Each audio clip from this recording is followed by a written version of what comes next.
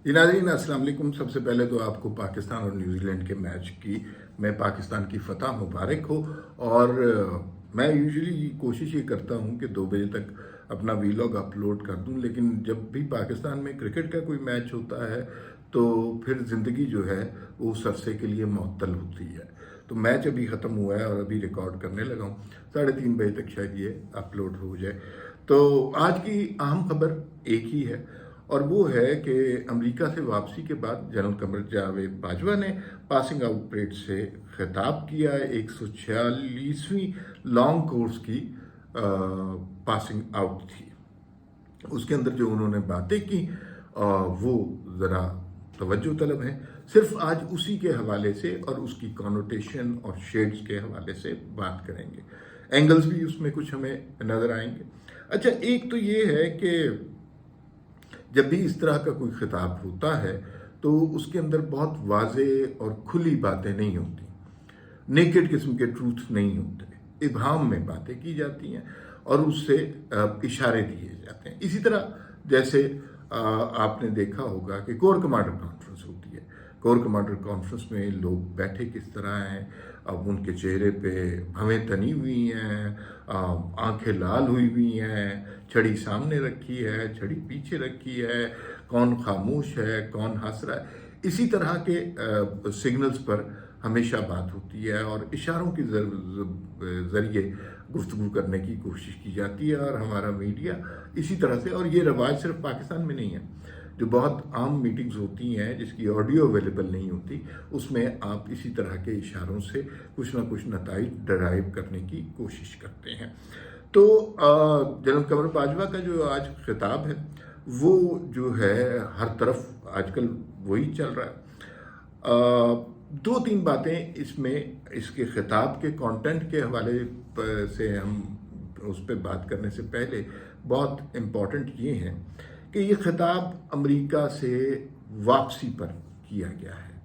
और अमेरिका का जनरल कमर जावेद बाजवा का जो दौरा था उसके बारे में बड़ी मूशगाफियाँ हो रही थी। लोग कह रहे थे कि नहीं नहीं, ये एक्सटेंशन का कोई तरीका है या अमेरिका बहादुर से आशीर्वाद की कोशिश है और पाकिस्तान में एक दफ़ा फिर जो है इमरान खान को लाने की कोशिश है। और अब जनरल कमर जावेद बाजवा रिटायर नहीं होंगे, क्योंकि इस वक्त तो लोग जो हैं वो अपने अलविदाई तकरीबात में मशगूल हो जाते हैं। लेकिन ऐसा नहीं हुआ। जनरल कमर जावेद बाजवा ने जो वहाँ पर खिताब किया वहाँ पर भी बड़ा क्लियर था। उन्होंने जो मुलाकातें की उनसे भी क्लियर था। कहीं इस किस्म का कोई शायबा नहीं मिला कि एक्सटेंशन की कोई बात चल रही है या हो रही है। उन्होंने कई मौक़े पे ये कहा कि मैं अपनी मुद्दत के बाद रिटायर हो जाऊँगा और नया आने वाला आदमी जो है या ऑफिसर जो है वो अब आर्मी का चार्ज लेगा। अच्छा, ये खिताब एक तो अमेरिका से वापसी के बाद वो जो इबहाम दूर हो गए, कन्फ्यूजन दूर हो गई, उसके बाद ये खिताब था जिसमें ये बात क्लियर हो चुकी थी कि अब एक्सटेंशन वाली कहानी कोई नहीं है। दूसरा जो है, कल रात से वो ज़राए जो आपके फ़ौज के इत्तलात के इदारे से मुताल्लिक़ हैं, वो कल रात से आपको ये बता रहे थे कि कल जो जनरल साहब का खिताब होगा चीफ ऑफ आर्मी स्टाफ का, वो बड़ा मानी खेज होगा और ज़रूर सुनिएगा, वो बड़ी इंपॉर्टेंट चीज़ें आएंगी उसमें। अच्छा, अगर आप उस तरह जज करना चाह रहे हैं जिस तरह आप इमरान खान की तकरीर या नवाज शरीफ की तकरीर जज करते हैं तो आपको मायूसी होगी, इसलिए कि ये उस तरह का खिताब होता ही नहीं है। मतलब इमरान खान तो बात करेंगे ना तो गाली पहले देंगे, लोगों के नाम लेंगे, नेम कॉलिंग होगी, उस तरह का बातें इस तरह के खिताब में नहीं होती। बिटवीन द लाइन बात समझाने की कोशिश की गई होती है और वो बिटवीन द लाइन ही मेरे ख्याल में पैगाम दे दिया गया है। बहुत क्लियर कट बातें नहीं इसमें कभी भी सामने नहीं आई कि फलां शख्स ने, इमरान खान ने ये कर दिया तो नवाज शरीफ ने ये कर दिया। ऐसी बातें कभी भी मंजर आम पर नहीं आती, इशारे मिलते हैं, अलामतों से काम लिया जाता है। अच्छा, खिताब में जाहिर है कुछ बातें तो अब वही थी जो हम किसी भी आर्मी चीफ के खिताब में सुनते हैं, लेकिन कुछ बातें नई थीं, कुछ बातें ऐसे इशारे थे कि जो मेरे ख्याल में जिन पर गौर करने की ज़रूरत है। जो पहले बहुत सारी बातें हो चुकी हैं, वो जो हर आर्मी चीफ कहता है वो ये है कि हमने दहशतगर्दी के ख़िलाफ़ बहुत कुर्बानियाँ दी हैं और हमारे बहुत से जवान मारे गए और हमने बड़ी बहादुरी से, बड़ी दलेरी से दहशतगर्दों का मुकाबला किया। ये तो बिल्कुल दुरुस्त बात है, इसमें कोई बात नहीं, लेकिन ये वो बयान है जो हर आर्मी चीफ दे रहा होता है और देना भी चाहिए कि अगर हमने इतनी बड़ी जंग लड़ी है और वॉर ऑन टेरर में इतने लोग हमारे काम आए हैं, इतना हमारा इंसानी, जानी, माली नुकसान हुआ है, तो उसके ऊपर ज़रूर बात करनी चाहिए। अच्छा, दो तीन बातें, जो एक और जो बात जो अक्सर होती है कि हम हमसाया ममालिक के साथ अच्छे ताल्लुकात रखना चाहते हैं। अच्छा, ये भी बात हर दफ़ा होती है और उसमें कहा जाता है कि भाई हम लेकिन अपनी सलामती पर, अपनी खुद मुख्तारी पर हम समझौता नहीं करेंगे। हम तमाम पड़ोसियों के साथ, हमसायों के साथ अच्छे ताल्लुकात रखना चाहते हैं और हमेशा यही पैगाम दिया जाता है। ये कोई नई इसमें साइंस नहीं थी। जो नई बातें थी वो मैं आपको बता दूंगा और उसके ऊपर मज़ीद बात भी करेंगे। एक जो नया फिनोमेना जो मुल्क में दर आया है और उससे सिर्फ पाकिस्तान ही नहीं, सारी दुनिया उस ख़तरे में मुब्तला है और वो है फेक न्यूज़ सिंड्रोम। उसके हवाले से ज़रूर बात की गई है कि जो फेक न्यूज़ और प्रोपेगेंडे से लोगों को मोहतात रहना चाहिए और लोगों को उससे बचना चाहिए। ये जो शायद इशारा था कि जो हमारे यहाँ मीडिया पर हो रहा है या सोशल मीडिया पर हो रहा है, ख़ास तौर पे जो ये इशारा हो सकता है जो लसबेला के वाक़े पर, जिस तरह वो जो पाक फ़ौज के लोग शहीद हुए थे, वो जो हेलीकॉप्टर गिरा था, उसके बारे में जिस तरह की चहमगोइयाँ की गई थी वो बड़ी ख़तरनाक थी। तो जो है उसके हवाले से भी ये बात हो सकती है। लेकिन ओवरऑल ही सारी दुनिया में फेक न्यूज़ सिंड्रोम बहुत ज़्यादा फैला हुआ है। अमेरिका में बहुत ज़्यादा फैला हुआ है। कोई ये सोशल मीडिया के आने से ये तो कमाल हो गया ना कि कोई एक आदमी अचानक खबर चला देता है और वो खबर सबसे ज़्यादा इम्पोर्टेंट खबर बन जाती है और उस खबर का हकीकत से कोई ताल्लुक नहीं होता। तो ये फेक न्यूज़ से बचने का कहा गया है। दो बातें जो मेरी नज़र में बहुत अहम है। पहली बात ये की गई कि दुनिया बदल गई है, हमें भी तब्दील होना होगा, वरना स्टेटस को की कीमत हम सबको चुकाना पड़ेगी। अब ये बिटवीन द लाइन ही बात है। अमेरिका से जनरल साहब वापस आए हैं और जनरल साहब के विज़िट में ज़ाहिर है अमेरिका वगैरह में तो जमहूरियत बहुत इम्पोर्टेंट चीज़ है, पाकिस्तान में कोई नहीं। माजी में हमारे यहाँ अमेरिका का बड़ा इंटरेस्ट रहा और वो हमारे यहाँ कोई जमहूरियत की कदर नहीं करता। जब भी डिक्टेटरशिप आई अमेरिका के ताउन से आई और उनके अपने मकासद थे। अगर ज़ियाउल हक साहब ना होते तो शायद पाकिस्तान अफ़गानिस्तान की जंग में ना कूदता। अगर जनरल मुशर्रफ ना होते तो शायद हम वॉर ऑन टेरर अपने लोगों पर उस तरह शुरू ना करते जिस तरह हमने शुरू किए। तो माजी में अमेरिका की स्ट्रेटजी यही रही है कि हमारे यहाँ फ़ौजी हुकूमतों से की तरफदारी करके वो अपने मकासद पूरे करते रहे हैं। जिसमें उनको फ़ायदा हुआ या नहीं हुआ ये एक अलग बात है, लेकिन पाकिस्तान को बहुत ज़्यादा नुकसान हुआ इस तरह के अहमकाना फ़ैसले करने से। तो फिर दूसरा ये है कि अब जो है प्रो डेमोक्रेसी रजीम है जो बाइडेन और उनकी पार्टी तस्वुर किया जाता है कि वो किसी डिक्टेटरशिप के हक़ में कभी भी नहीं रहे और वो डेमोक्रेसी को सपोर्ट करते हैं। तो शायद ये बात उस तनाजुर में की जा रही है जो स्टेटस को हमारे यहाँ इदारों पर छाया हुआ था कि नहीं जी नहीं, हम असल बात करते हैं और हमारी बात हतमी होती है। तो अब उन्हें डेमोक्रेसी की फ़िलॉसफी को समझना होगा और डेमोक्रेसी को अहमियत देनी होगी। वरना अगर ये ना होता तो शायद ये बयानात और ये खिताब किसी और तरह से हमें सुनने को मिलते और उसकी बहुत सारी कभी शक्लें हमारे जहन में हैं। लेकिन इस जुमले से ये मतलब निकलता है कि जो स्टेटस को माजी में छाया हुआ था हमारे यहाँ और उसको अब हमने तोड़ना है। ٹھیک ہے. ایک بات جس پر سب سے زیادہ بحث ہو رہی ہے اور اس کے بہت گہرے معنی ہو سکتے ہیں، اور وہ جملہ ہے کہ کسی بھی ملک، گروپ، تنظیم کو کسی بھی فرد، ملک، گروپ، تنظیم کو پاکستان کے سیاسی اور پاکستان کو سیاسی اور معاشی طور پر غیر مستحکم کرنے کی اجازت نہیں دی جائے گی. یہ وہ کی جملہ ہے جس کے حوالے سے ساری گفتگو چل رہی ہے سوشل میڈیا پہ. اور میں شروع سے اس ویلاگ میں یہ بات کر رہا ہوں کہ اس طرح کی سٹیٹمنٹ کے بہت سارے مفاہیم ہوتے ہیں، بہت سارے ٹارگٹس ہوتے ہیں کہ جن کو یہ میسیجنگ کی جا رہی ہے. اچھا، جب کہا گیا کسی بھی ملک کو، ظاہر ہے 2 ممالک ہمارے ساتھ زیادہ پرابلم ہے، ایک افغانستان ہے اور ایک انڈیا ہے، ان کو سخت تنبیہ کی گئی ہے کہ ہم اپنا دفاع کر سکتے ہیں. اچھا، گروپ یا تنظیم تو کچھ لوگ کہتے ہیں کہ یہ عمران خان کی طرف اور تحریک انصاف کی طرف جو انتشار پھیلانا چاہ رہے ہیں وہ اس معاشرے میں ان کی طرف اشارہ ہے. جو فرد کہا گیا، اب فرد جو ہے وہ بڑا بامعنی لفظ ہے. وہ کوئی سیاسی شخصیت بھی ہو سکتی ہے، کوئی غیر سیاسی شخصیت بھی ہو سکتی ہے، اور وہ سارے لوگ جن کا آبجیکٹو پاکستان کے سیاسی اور معاشی استحکام کو زد پہنچانا ہے، اس پر کاری ضرب لگانا ہے. تو وہ کون کون ہے؟ عمران خان ہے، عمران خان کے کوچ ہے، یہی 2 لوگ ہیں. تو شاید یہ میسیجنگ ان کے لیے کی جا رہی ہے، ان کو پیغام دیا جا رہا ہے کہ بھئی انف از انف، جو کچھ ماضی میں ہو چکا اب آپ بالکل سیدھے ہو جائیں اور یہ لانگ مارچ والی کہانیاں نہ کریں.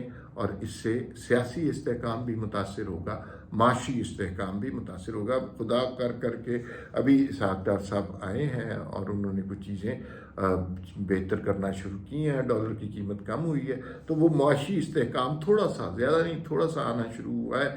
اور اگر وہ زیادہ نہیں آتا تو اگر اس موقع پہ کوئی گروپ لشکر کشائی کر دیتا ہے اسلام آباد پہ تو ظاہر ہے اس معاشی استحکام کو زد پہنچے گی. تو یہ میسج ان کے لیے بھی ہو سکتا ہے. یہ میسج ان کے لیے بھی ہو سکتا ہے وہ جو ویٹرن آف پاکستان تھے، اپنے ہی ادارے میں کچھ ایسے لوگ تھے جو اچانک عمران خان کے پارٹی ورکرز کی طرح باہر نکلے. ماضی کے وہ بڑے بڑے نام تھے، لیکن انہوں نے بھی ایک طرح سے یہ ثابت کیا کہ ان کے لیے اپنا ادارہ عام نہیں ہے، لیکن ان کے لیے ایک سیاسی جماعت جو انتشار پھیلانا چاہتی ہے وہ اہم ہے. ہو سکتا ہے کہ یہ پیغام ان سینئر لوگوں کو بھی دیا ہو. سنا ہے، اب کنفرم تو خبر نہیں ہے، لیکن سنا ہے 1-2 کی پینشنیں بند کر دی ہیں. اس کے بعد سے انقلاب کو کافی زیادہ آرام ہے اب وہاں پر.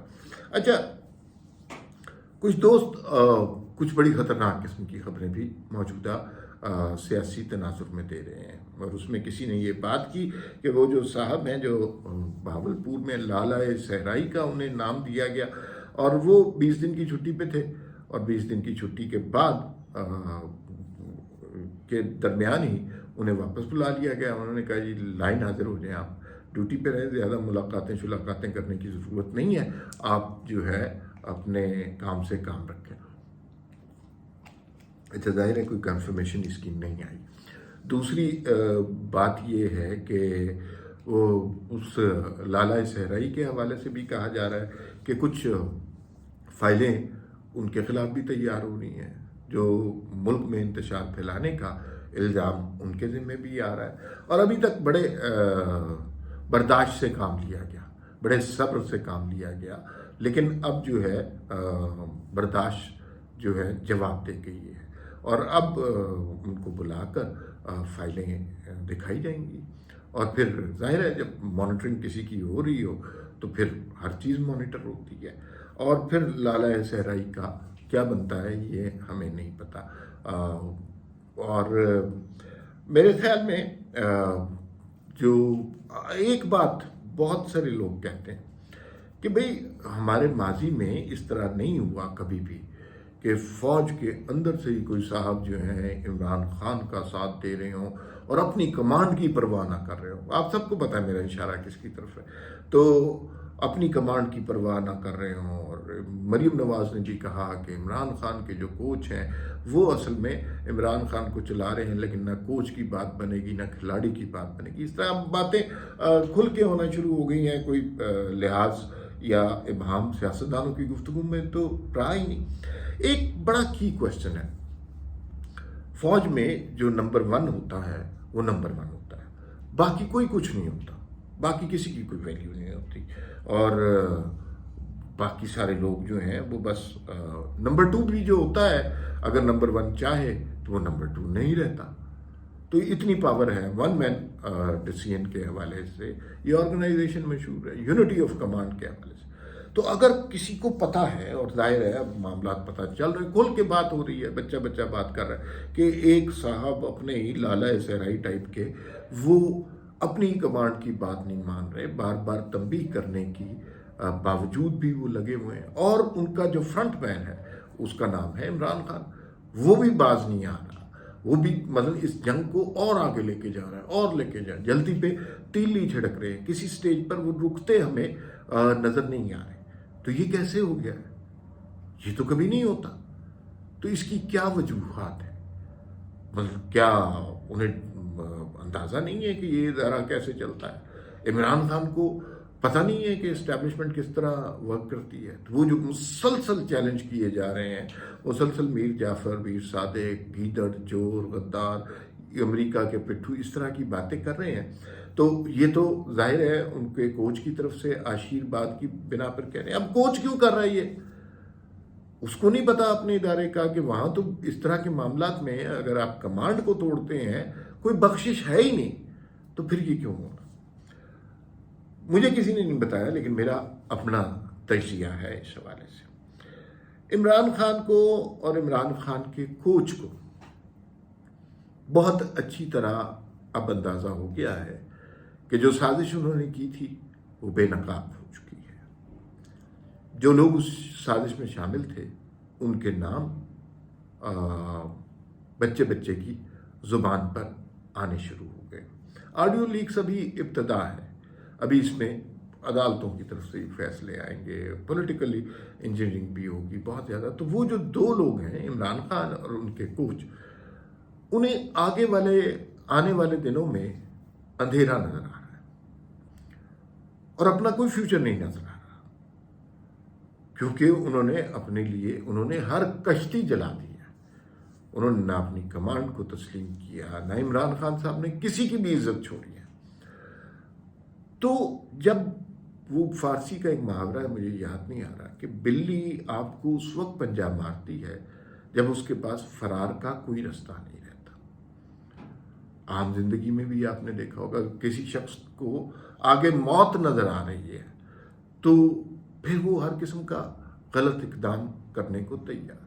میری ذاتی رائے میں ان لوگوں کے پاس اب کوئی اور آپشن نہیں ہے سوائے ری ایکٹ کرنے کے، کیونکہ جب قانون کی عملداری ہوگی، جب کچھ چیزیں سامنے آ جائیں گی، کچھ فائلیں کھولی جائیں گی، تو پھر یہ معاملات بہت زیادہ گڑبڑ ہو جائیں گے. اور وہ جو کہتے ہیں کہ ایک بڑی گرفتاری ہونے والی ہے، تو وہ بڑی گرفتاری سے مراد ہو سکتا ہے عمران خان ہو، اور ہو سکتا ہے وہ عمران خان نہ ہوں، عمران خان کے پیچھے چھپے ہوئے وہ لوگ ہوں جو یقیناً عمران خان سے بہت بڑی گرفتاری ہوگی. عمران خان کسی کی جنگ لڑ رہے ہیں، اور کسی کی جنگ میں آپ کو کچھ فائدہ نہیں ہوتا. اگر جیت بھی گئے تو آپ نہیں جیتیں گے، وہ کسی جیتے گا. تو یہ صورتحال ہے. میرے خیال میں جو جنرل قمر جاوید باجوہ صاحب کا آج خطاب ہے، اس میں یہ جو جملہ آخر میں جس کے اوپر کہ کسی گروہ کو ملک میں سیاسی عدم اور معاشی عدم استحکام پیدا کرنے کی اجازت نہیں دی جائے گی، اس کا ایک ٹارگٹ یہ لوگ بھی ہو سکتے ہیں. اور اگر یہ جملہ انہی معنوں میں ہے تو پھر اگلے آنے والے دنوں میں ہم دیکھیں گے کہ عمران خان اور ان کے کوچ کی بہت زیادہ سختی آنے والی ہے. اور کیونکہ یہ اب مجھے لگتا ہے کہ یہ عمران خان نے تو بائفرکیٹ کر دیا نا، جنرل قمر باجوہ اور چند جنرل، اس طرح اس نے ڈیوائڈ کرنے کی کوشش کی. یہ جو اب ہو رہا ہے، آج کے جو خطاب میں ہو رہا ہے یہ جنرل قمر جاوید باجوہ کا ذاتی فیصلہ نہیں ہو سکتا، یہ انسٹیٹیوشن کا فیصلہ ہے، اور جب انسٹیٹیوشن کوئی فیصلہ کر لیتا ہے تو وہ طاقت سے بھی، پیار سے بھی، نرمی سے بھی، اختیارات سے بھی، منورنگ سے بھی فیصلہ اپنا وہ منوا کے رہتے ہیں۔ پھر ملاقات ہوگی، اللہ حافظ۔